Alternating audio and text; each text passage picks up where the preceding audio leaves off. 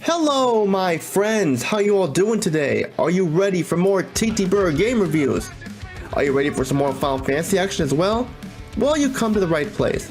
We're back with more TTBurger game reviews here on YouTube. We continue with my Final Fantasy franchise review. I apologize that there hasn't been any videos up lately for the last couple weeks. I had some stuff going on that I had to take care of, but that's all we're taking care of and we're back and ready for more action. Last time I took a look at Final Fantasy X-2 for the PlayStation 2. The very first sequel game, but that was a sequel of a game within a game. And I gave it a 9.5 out of 10. It was an amazing game, sure could have done stuff better and it felt kind of like an expansion at times of Final Fantasy X, but it was still a great game, it should not be overlooked. But now we're going to zoom ahead to the year 2006. This was around the time that the PlayStation Edition 3 was already on its way, and we had some more PS2 action in the meantime before the PS3 was here. We got that for you all right here as we talk about Final Fantasy XII. The vanilla version for the PlayStation 2. I understand there was a Zodiac Age version as well, but we'll look at the PS2 version because it's the only version I have, it's the only one I want to talk about. This game was released on Halloween, October 31st, 2006. So everyone, let's get started here. We have a lot to talk about here. Now, after two successful Final Fantasy games on the PlayStation 2 and a spin-off on the Nintendo GameCube called Final Fantasy Crystal Chronicles, we had one more game in the franchise released on the PlayStation 2, making it the final game on the system. With this being released about 2 weeks before the PlayStation 3 was released here in North America, we wondered how this game would do. To be honest with you all, Final Fantasy XII is a good game, but compared to the last two games on the PlayStation 2, it comes off as the weakest game in the main franchise. There are times when you play it and it comes off slow and kind of a snooze fest. Sure, it's not horrible, it's not abysmal, it is good, but weaker than the other Final Fantasy games. I am aware that the PS4 version called Final Fantasy XII The Zodiac Age is considered better by many fans, but I'm focusing on the original vanilla version. To people who like this game, I respect your opinion, and I hope you will respect mine. This is just all based on my point of view.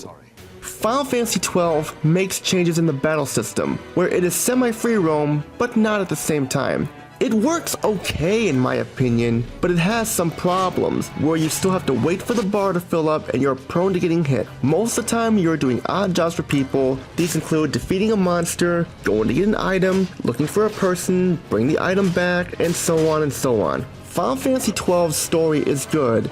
Not the best story in the franchise here, but still it is good. Final Fantasy XII's story takes place in the huge land of Ivalice.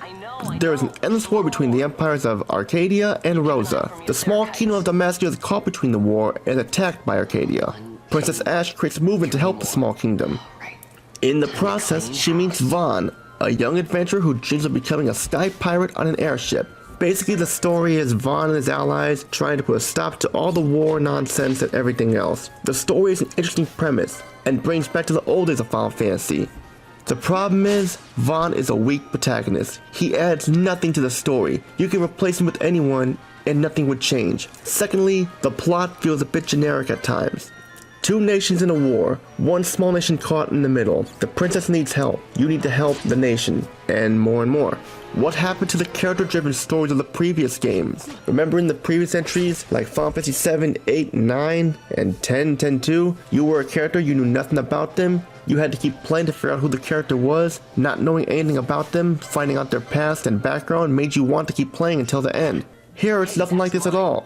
You just go around, do stuff for people, fight monsters, bosses pop up, people end up missing, you gotta find them, and there you go. People watching this review will say like, oh, you're just biased, Tony. Give it a chance. Here's the thing, ladies and gentlemen, I did give it a chance, okay? This is based on my opinion, it's how I felt about the game. I tried to give it a chance, but I wasn't the biggest fan of the game. It's in my opinion the weakest game in the mainline franchise of this other series, and that's what I'm saying there. Now let's continue. The presentation aspect of Final Fantasy XII is actually quite good. We have great looking character models and the environments are big, packed full of citizens and more. The cutscenes look fantastic and are the best part of the presentation. And guess what? The lip syncing is actually better. It actually syncs up to the English audio. I'm not sure they do this with the Japanese audio, but it looks better. Better than how it was with those sock puppet looking mouths that just flopped away. The enemies look detailed too, with a big variety in them as well. The frame rate is smooth. There's some small slowdown at times, but nothing major. However, the there are some negatives here with the graphics. Some of the areas like the deserts and some of the stores look bland or too crowded, or there's nothing going on and you can't enter a place at times because you're too crowded or so. It's one of those type of things. Final Fantasy XII's sound aspect is also a great deal here. The voice acting is great, so far it's the best in the franchise, better than Final Fantasy X and X-2. There is no Japanese audio once again in the PS2 version, however I heard the Japanese audio, and this time, the English audio is actually better. What I heard is for the Japanese audio, they hired actors with no experience at all instead of hiring professionals like they did for the last 2 games. This was a surprise. Usually the Japanese audio is better. The music is pretty good, has a mixture of medieval and Japanese tunes at the same time. I do not really have much to say about the other sound effects, I have no opinion on them.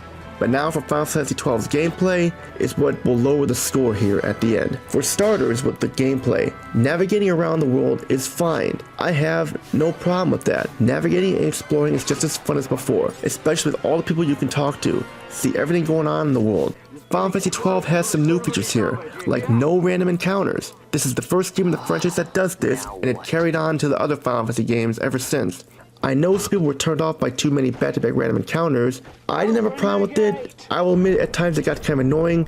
Move one foot, move one step, and you fight someone else, which got a little annoying, but it wasn't a game killer or anything. Here you see the enemies right on the map when you're walking. You can run away from the ones you don't want to battle or so if you want as well. I would try not to run away from a lot of encounters because your characters will be way too weak and not be powered for the bosses at the end.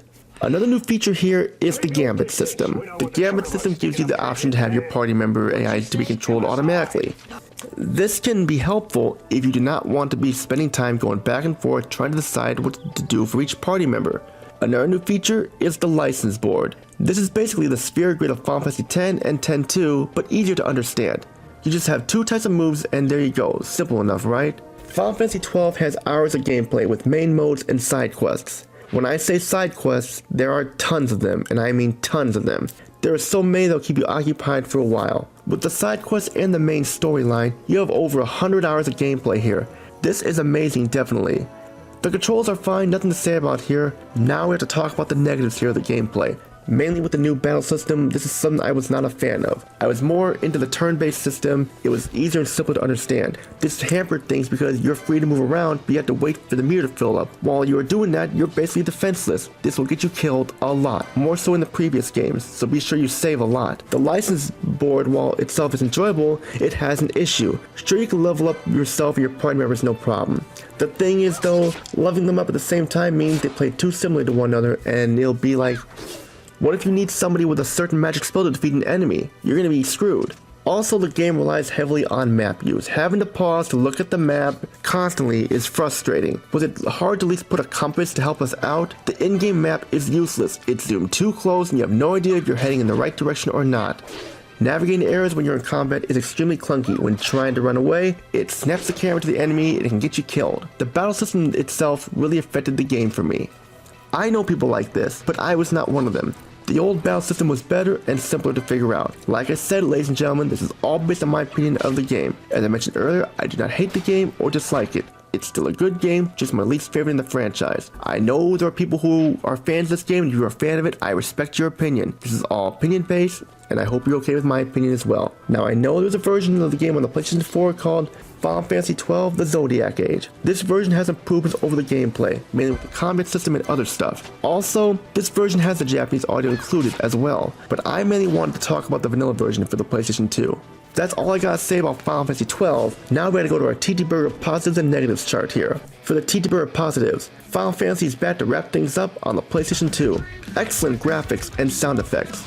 Huge environments to explore. Tons of characters and creatures in the worlds. Good English voice acting. Gambit system is a cool feature. First game in the franchise with no random encounters. Lots of side quests. Good controls. And now for the TTBurger negatives. Lots of changes to the battle system were not good ideas. Story is not that great. Vaughn is a weak main protagonist. In-game map is useless. Japanese audio was not that good. License board is not that good. It is the weakest game of the franchise. And that's what I gotta say about Final Fantasy XII. If you like this game, hey, more power to you. This was just my opinion on what I thought about Final Fantasy XII. Because of the complaints I had with Final Fantasy XII, the score I can give it is a 7 out of 10.